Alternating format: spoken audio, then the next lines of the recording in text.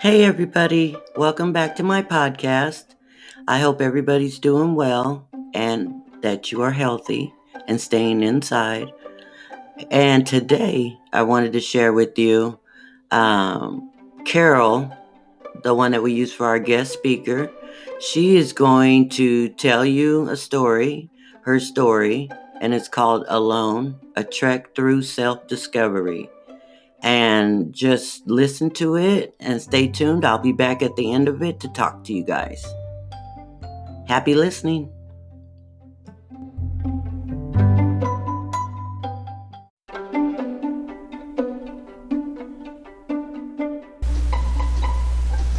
Hello, I'm Carol, and this is my presentation of Alone, a trek through self-discovery on Rochelle's podcast, Yet Here I Am.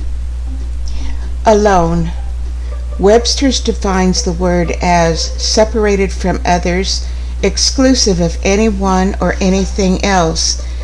That is a drugstore sanitized definition of a word that means so much more. There are positive and negative sides to the state of being alone. I will explore them. A person who is alone is without anyone to talk to, no one to express their pain to, and no one to lend an encouraging word. It can be an emptiness in their spirit that often leads to tears and great sadness and despair. Being alone is also an opportunity for self-reflection. A person can be alone in a crowd, surrounded by people they may or may not know. This can be overwhelming if the person is somewhat used to being alone. The hustle and bustle of a crowd can cause a panic attack for the person who is normally alone. A child who grows up in a large family may be used to the chaos of many family members and may even long to be alone. But most certainly, if that child is left alone for long, they will become lonely, and feelings of desolation will creep into their thoughts. As an only child, I struggled with being alone. My family often moved since my dad was in the military. We seldom lived in one place longer than 6 months, so I had a difficult time establishing relationships with other children. I was an outcast in every school I attended because I was unknown to the other children and not having the necessary socialization skills. I had difficulty fitting in. I longed to have a sibling to play with and share in the disciplines. I developed the skill of playing alone and had many imaginary friends. All too often this led members of my extended family to believe that I was off in the head, a bit nutty. Throughout my formative years, my skills of entertaining myself flourished. Unfortunately, always playing by myself did not allow me to develop the socialization skills needed to play with other children. I became bossy and alienated other children. As a teenager, I was one of those kids who was the last to be picked for a team, as well as being the butt of many jokes. It wasn't until my adult years that I actually spent time in self-reflection and discovered my faults. Gradually, I developed friendships, but never had a lot of friends. As an adult, I was plagued by multiple divorces, after which I would be again alone. Being alone helped me delve deeply into my memories and expose the reasons for the divorces, as well as other issues in my life that haunted my dreams. Yes, being alone can be a devastating feeling. The positive side of being alone is that if we allow it, we can discover ourselves and ultimately change how to perceive life and the trials and tribulations thereof. After the divorce of my parents, my mother and I stayed in New Mexico, where my mother's family lived. My grandparents lived in the mountains in New Mexico, and every school holiday and entire summers I stayed with them. It was the most wonderful time of my life. I was free to do whatever I wanted, with few restrictions and no criticism, which I often endured from my mother.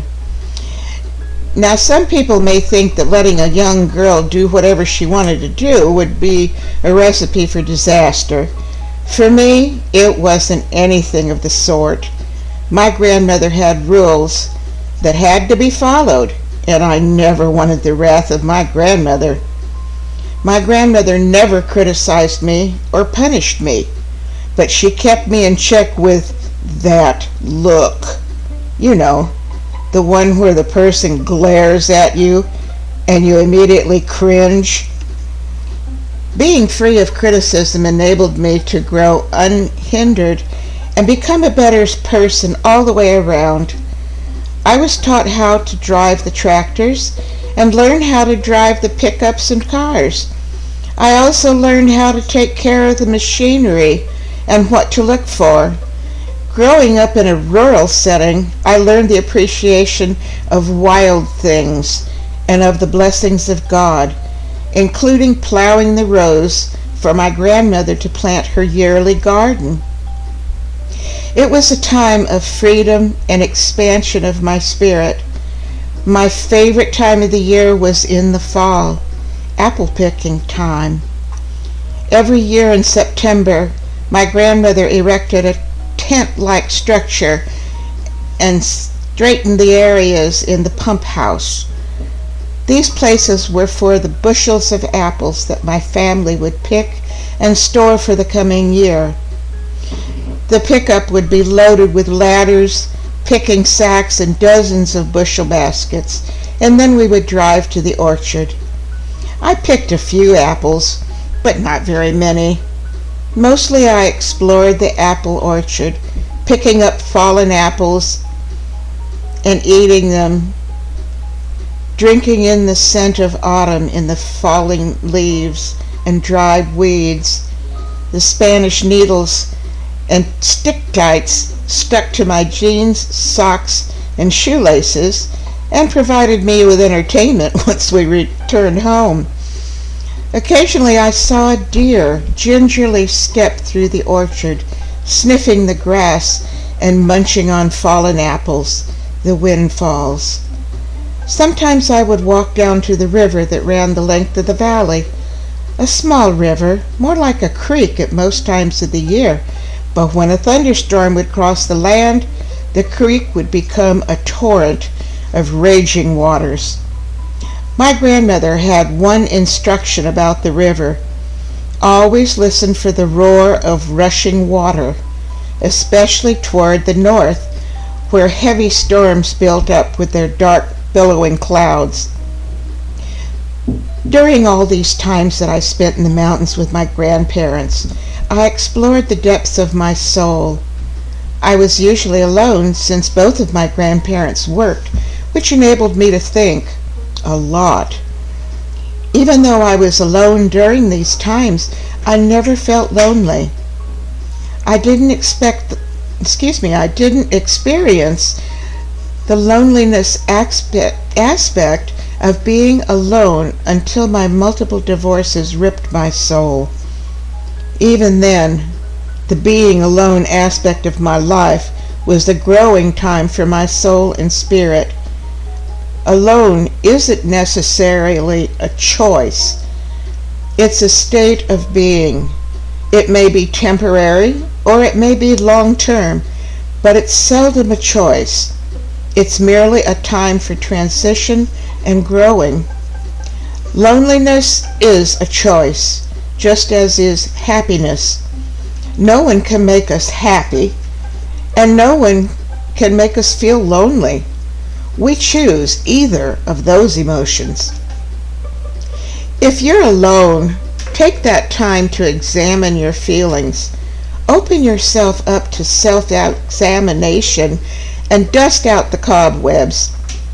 Search for those things within your soul that are like worn-out shoes, those things that don't fit anymore, things that don't fit your lifestyle, things that you don't want to feel anymore.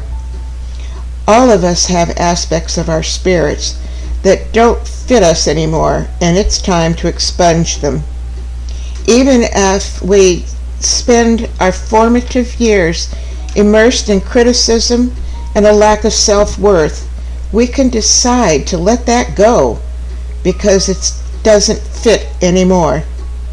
No one can change you, and you shouldn't let them try. Only you can change your perspective of self as well as the world around you. I leave you with a quote from K.T. Jong.